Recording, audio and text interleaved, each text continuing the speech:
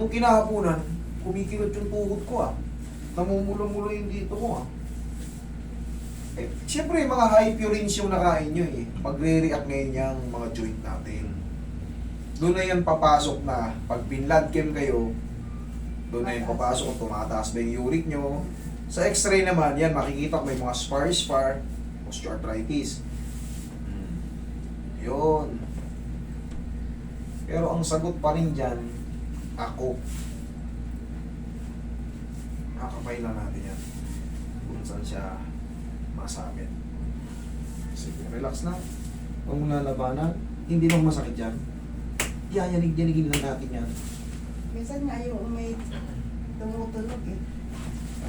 Yung mga tumutunog, yun na po yung ikukonsidera natin na arthritis kasi mga spar yun. Yung mga fragments na tinatawag, mga spar, yun na yung yun na yung ikukonsider na osteoarthritis. Yun po yun. Pero walang problema kung tumutunog-tunog. Kung may osteoarthritis man tayo, tumutunog-tunog siya. Ang mahalaga, walang pain. Pero pag may pain siya, tumutunog-tunog siya, tapos hindi mo maidiin, masakit yung tuhod mo, akyat ka na hagdan o pababa ka na hagdan, Yes. sakit. Hindi po pwede, babaguhin natin yung posisyon. Yun, yung pag makita ko nakagdar or bumaba. Ayun nga, ito yan, tignan mo, yung mga sample ko, tugma yan sa mga nangyayari sa inyo. Kasi hindi lang kayo naging pasyente ko lang ganyan. Sobrang dami. Sobrang dami. Tapos minsan sa gabi, ito naman, sa ilalim ng ganun, sobrang kirot as in. Hindi ka patulog. Kasi nga may kinakain kayo ano, pero hindi ka nadulas. Hindi po. Hindi ka natumba kung ano man. Yun nga yun sa mga kinakain nga yun, nagre-react lang po sila. Baka nga nirarayo-rayo mo kayo, nararaitis kayo, o ginagout kayo, o niyuyurik. May pahing pang konti, abutin natin dito. Medyo kinapos eh. Pero ito madali lang to, alagaan nyo lang to ng tuhod nyo. Lahat ng mga sumasakit na tuhod nyo. Basta alam nyo, hindi naman kayo natumba, hindi kayo nasimplang sa motor, nalaglag sa hagdan, o bumaliktad man sa kung saan upuan. Basta parang wala lang, bigla na lang sumakit. Pau, subukan nyo yung pau. External use only. Pero kung may mga instances kayo na nalaglag ako sa hagdan yung minsan akala ko yung isang hagdan yun na pagtapa ko na out-balance ako. Nangyayari yun. Pag may mga ganong instances, may chance na gumalaw yung joint nyo, maaaring twisted knee. Pero, ito hindi eh. Sapa. Wala naman. Kaya mo lang sumingawin dyan.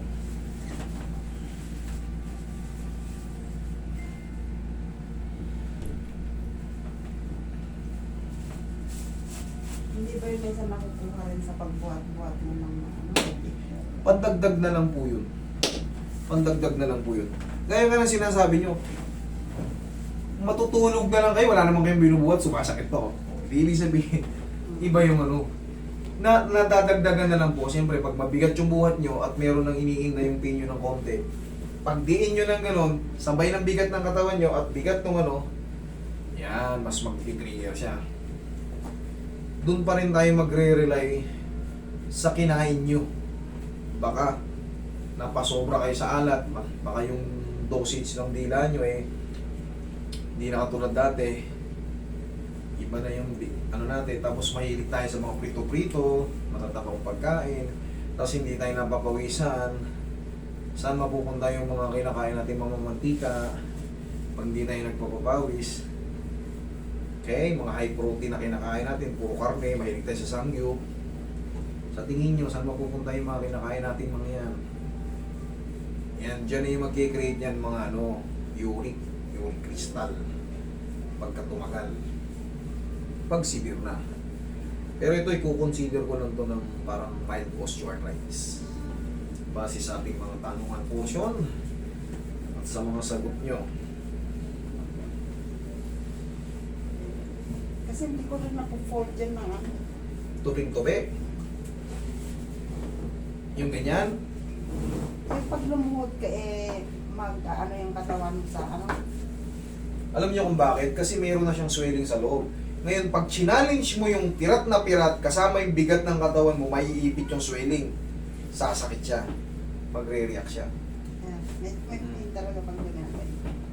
Yun. Di ba tumutunog? Okay nga eh. Tingnan mo, hindi ka nasaktan. Okay yun, basta walang pain. Pero pag tumunog siya, aray! Patay! Mali ang adjustment.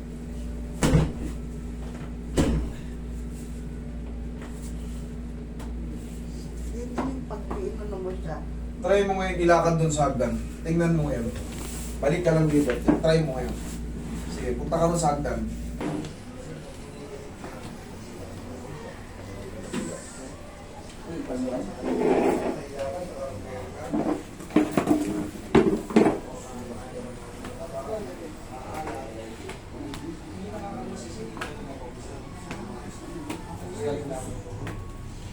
Talaga hindi ko talaga siya, hindi ko maiganon talaga na yung ano. Oh, eh ba't ngayon nagaganyan mo? Ano mo pag-alis ko eh. Ito na Wala naman. nga Ma'am. nakatanog yan. Ma'am, wait lang. Sige, upo na kayo. Okay na yan, ganito. Ganito ang gagawin nyo. Kung saan man kayo pupuntang abroad, magbaho kayo ng pau. Tapos, Ako na meron akong pag-work, kaya lang ganito. Huwag mo pakawalan, huwag mo pakawalan. Yan, sipa. Sipa. Yan lang, tapos pau. Day by day mo yung gagawin. Okay? Kita mo, nagaganon mo na. Oo nga. Kasalanan mo yan, pumunta ka rito eh.